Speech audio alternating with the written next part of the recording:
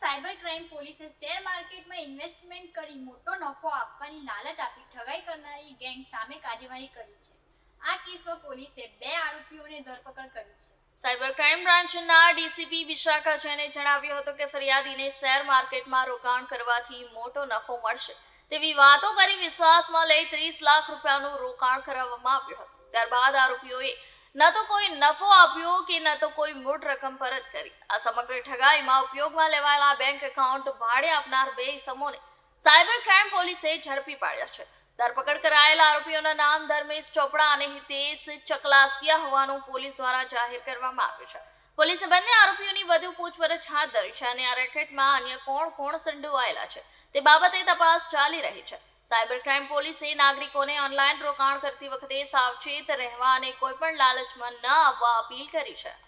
12/12/2025 ના રોજ એક એનસીસીઆરપી કમ્પ્લેન્ટ સુરત શહેરમાં દાખલ થયેલ હતી, જેમાં 30 લાખનું ઇન્વેસ્ટમેન્ટ ફ્રોડ કરવામાં આવેલ હતું. આ કમ્પ્લેન્ટની નોંધ અમે લોકો તરત જ લઈને પછી ACP Shweta Daniels, PI NR Patel અને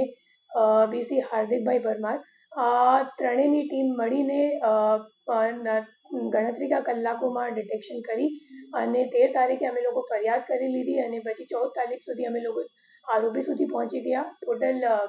બે આરોપી છે અને આ જે ગુના છે એમને એમો એવી રીતનું છે કે એ લોકો વોટ્સએપ ઉપર એક ગ્રુપ બનાવીને લોભ લાલચ આપી ફરિયાદીને કે તમે જો સ્ટોક માર્કેટમાં ઇન્વેસ્ટ કરો તો તમને વધારો નફો મળશે. તો આ મુજબ લોભ લાલચ જ્યારે આપી તો ફરિયાદીએ અગાઉ થોડુંક ઇન્વેસ્ટમેન્ટ કરી પછી એમને જ્યારે વિડ્રોવલ માટે પૂછ્યું તો 3 લાખ સુધીનું વિડ્રોવલ સામેવાળાએ કરી દીધું. તો એમને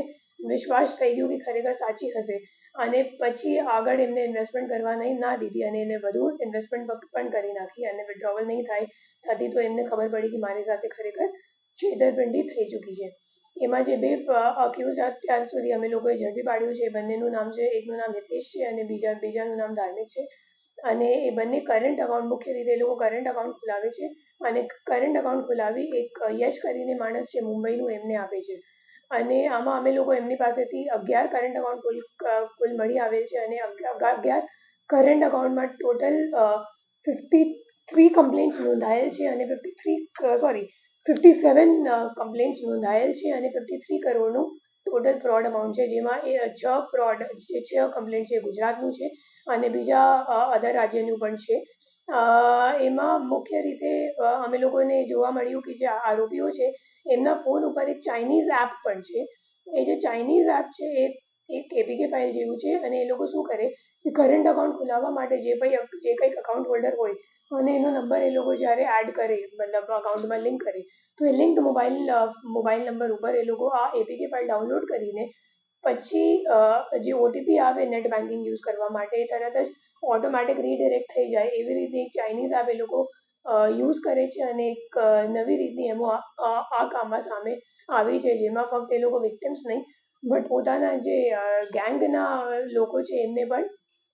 એ લોકો એવી રીતની એપ ડાઉનલોડ કરાવીને ઓટીપી મેળવવા માટે યુઝ કરે છે. કામ શું કરે છે આ લોકો મોટાભાગે આ જ કામ કરે છે, કરંટ અકાઉન્ટ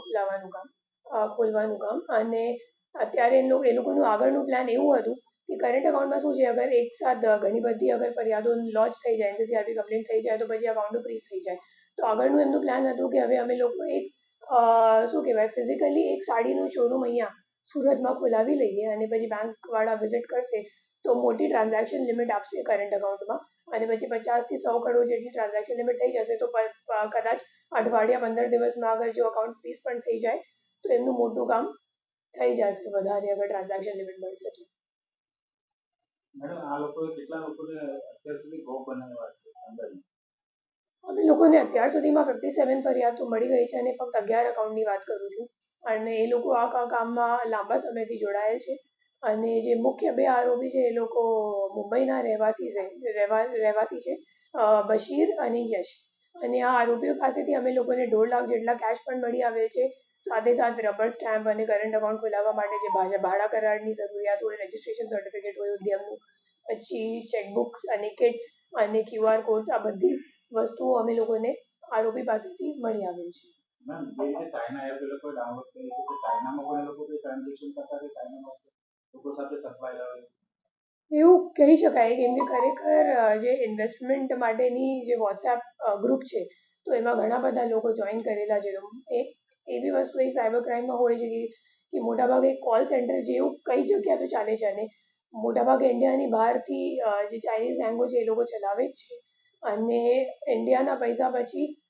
યુએસડીટીમાં કન્વર્ટ કરીને એ લોકો લઈ જાય છે. એ જનરલ એમ છે. બટ અત્યારે આ કેસમાં કેવી રીતે એ લોકો રૂપિયાને બહાર લઈ જાવે છે એ જોવાનું બાકી છે.